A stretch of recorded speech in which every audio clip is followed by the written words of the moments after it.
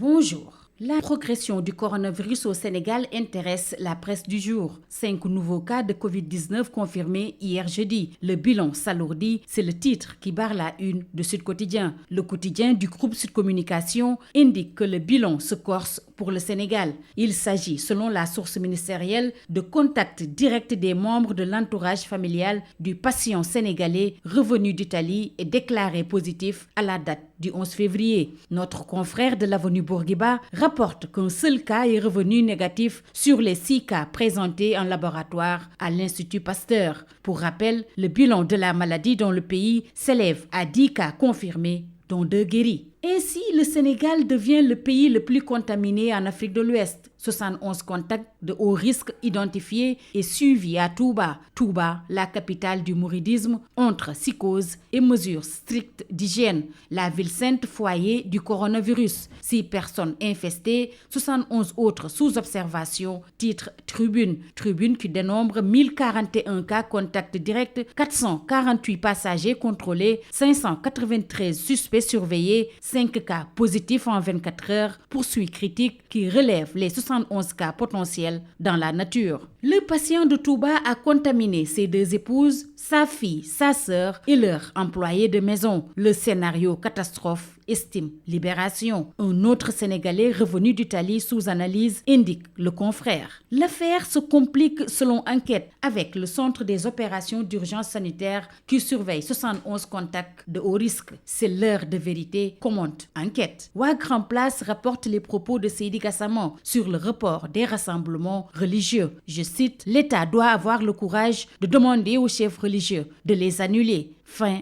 de citation. Le chef de l'État Macky Sall lance dans l'as, il faut arrêter de vous serrer la main, alors que l'Église sursoit au baiser de la paix dans Wa Grand Place. Appui au ministère de la Santé face au coronavirus. Serigne Mountakha remet 200 millions de francs CFA.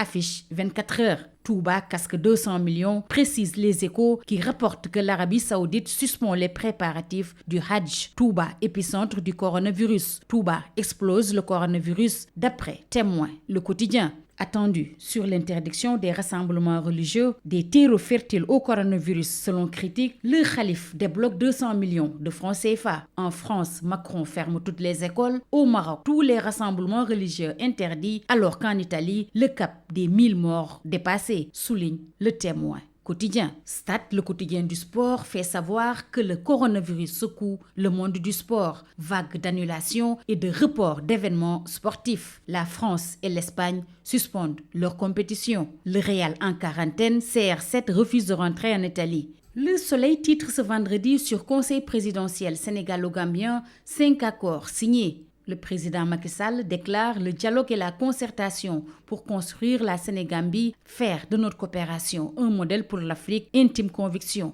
du président Adama Barrow. 2 feuilles de route ont été adoptées, plus aucun répit pour le trafic illicite de bois et des patrouilles mixtes le long des frontières. Dakar Times s'intéresse au Yatal, la nouvelle trouvaille de la DGID pour plus d'équité en matière fiscale et domaniale. Les Échos, Diop Isaac, accusé de pédophilie, Dieyna et compagnie, totalement libre. Terminons par Sunu Lamb. Contesté, décrié, acculé, Alioune Sarr va-t-il jeter l'éponge? Sunu Lamb qui donne la parole à Alioune Sow. La lutte ne doit pas fléchir à cause d'une seule personne. Adama Bob de déclarer « Je propose une pétition pour le départ de Alioune Sarr ». Sunu Lamb écrit également que pour infliger à Modou Lo sa 4e défaite, Amon se terre à Ben Barak. C'est tout. À vos journaux et très bonne lecture.